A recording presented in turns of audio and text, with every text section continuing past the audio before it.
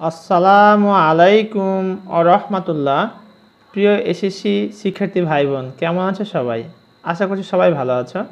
আজকে আমি তোমাদের right form verbs Mymensingh board 2020 যে প্রশ্নটির বিশেষ যে প্রশ্নটি এসেছিল সেটি নিয়ে কথা বলবো।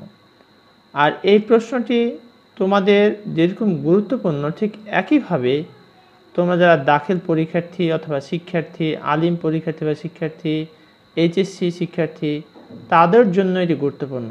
এমনকি আমরা যারা চাকরির জন্য প্রতিনিয়ত লড়াই করে চলেছি তাদের জন্য এই ক্লাসটি গুরুত্বপূর্ণ। কারণ তোমরা জানো প্রতিটি চাকরির পরীক্ষায়, গুরুত্বপূর্ণ চাকরির পরীক্ষায় রাইট ফর্ম ভার্বসের প্রশ্ন আসেই। আর রাইট ফর্ম ভার্ব এই বিষয়ে যে রুলসগুলো আছে সেগুলো তুমি জানলেই সে যে লেভেলেরই প্রশ্ন হোক না কেন তুমি পেরে যাবে। তো চলো বন্ধুরা, আজকে আমরা ময়মনসিংহ বোর্ড 2020 এসএসসিতে যে প্রশ্নটি এসেছিল সেটি আমরা অ্যানালাইসিস করি এবং বোঝার চেষ্টা করি। আর আমি তোমাদের একটু রিকোয়েস্ট করব, তোমরা মনোযোগ সহকারে ভিডিওটি দেখো। আমার বিশ্বাস এখান থেকে তোমরা অনেক কিছু জানতে পারবে, বিশেষ করে বাংলা অর্থ কোন রুলসের ভিত্তিতে সেটি হচ্ছে সেই বিষয়গুলো তোমরা জেনে যাবে। তো চলো শুরু করি। Complete the following text with the right form of verbs. এই টেক্সটটা আমাকে পূর্ণ করতে বলছে। বক্স থেকে ভার্বের সঠিক ফর্মটা নিয়ে নিয়ে বসাতে হবে। বক্সে সঠিক ফর্ম থাকতেও পারে, নাও পারে। যদি না থাকে, সঠিক ফর্মটা আমাকে এই বক্সে বসাতে হবে। চলো শুরু করি। You must have, that's the name of Kazi Nazrul Islam.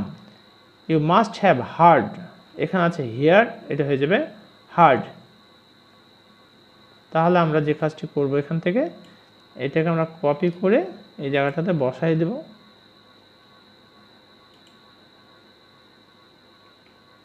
You must have heard the name of Kazi Nazrul Islam, এটার অর্থ হচ্ছে যে তোমরা অবশ্যই শুনে থাকবে কাজী নজরুল ইসলামের নাম। He dash our national poet, he is our national poet. এই যেখানে বি ভার্ব আছে না, এই বি ভার্ব থেকে আমরা বি ভার্ব বলতে কি বুঝি? অ্যাম, ইজ, আর, অজয়, তাই না? He third person singular number, present indefinite tense, এই কারণে এখানে হয়ে যাবে is. He is our national poet, তিনি আমাদের কি জাতীয় কবি।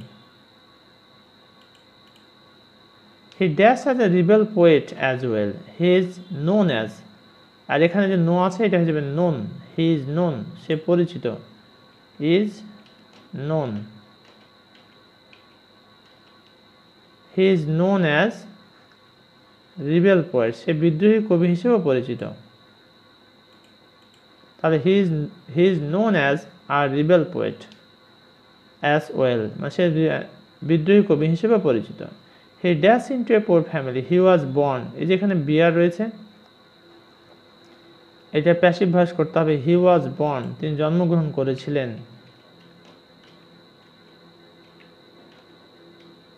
হি ওয়াজ বর্ন, তিনি জন্মগ্রহণ করেছিলেন।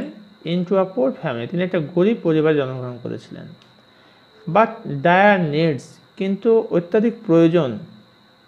Could not dash his potentiality, could not dash his potentiality, could not hinder, এখানে রয়েছে কি দেখো, হিন্ডার, বাধা দেওয়া। তাহলে এখানে আমরা হিন্ডার বসাই দেবো। Okay, could not,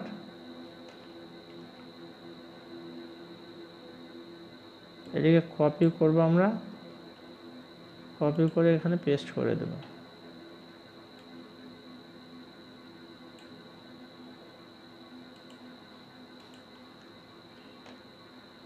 could not hinder his potentiality, কিন্তু তার অত্যাধিক প্রয়োজন বা ভয়ানক অবস্থা কি করতে পারেনি, তার যে সম্ভাবনা সেটাকে দমাতে পারেনি, বাধা দিতে পারে না।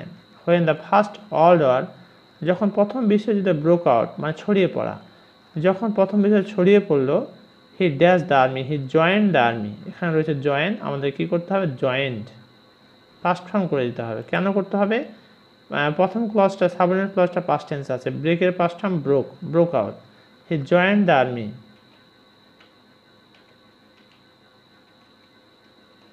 হি জয়েন্ট দ্য আর্মি, সে আর্মিতে কি করলো? যোগদান করলো। আফটার দ্য ওয়ার, যুদ্ধের পর, he dash to write poems, he began to write poem, এই যে এখানে বিগিন আছে এটা হয়ে যাবে began, he began to write poem, এখানে আমরা কি লিখব? Began.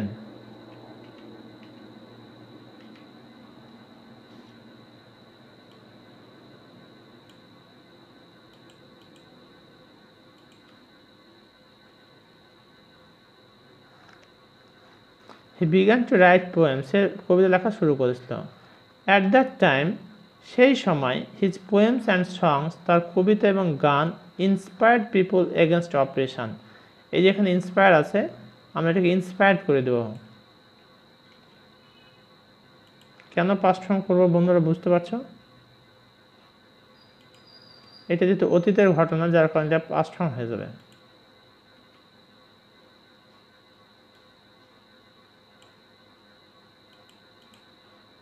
His poems and songs inspired people against oppression. তার কবিতা এবং গান জনগণকে নির্যাতনের বিরুদ্ধে অনুপ্রাণিত করেছিল, উৎসাহিত করেছিল। He does the Shelley of Bangla literature. He is called the Shelley.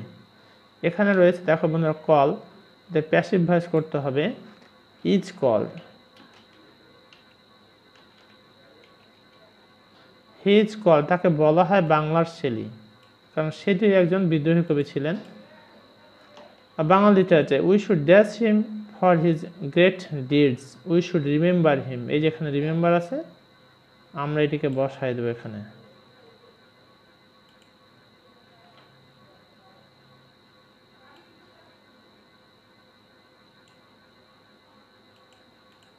We should remember him, আমাদের উচিত তাকে অনুসরণ করা, ফর হিজ গ্রেট ডিডস, তার মহৎ কাজের জন্য, তার ভালো কাজের জন্য তাকে স্মরণ করা উচিত।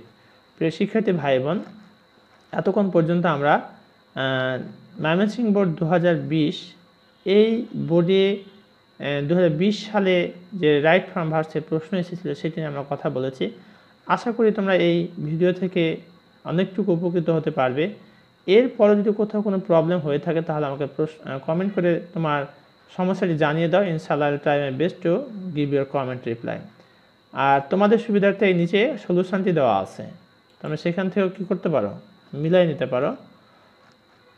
তোমাদের সুবিধার্থে এটি দেওয়া হয়েছে। ওকে, তবে প্রিয় শিক্ষার্থী, এতক্ষণ পর্যন্ত ভিডিওটি দেখার জন্য অসংখ্য ধন্যবাদ। ভালো থাকো, সুস্থ থাকো। আজকের মতো এখানে শেষ করছি। আসসালামু আলাইকুম ওয়া রাহমাতুল্লাহ।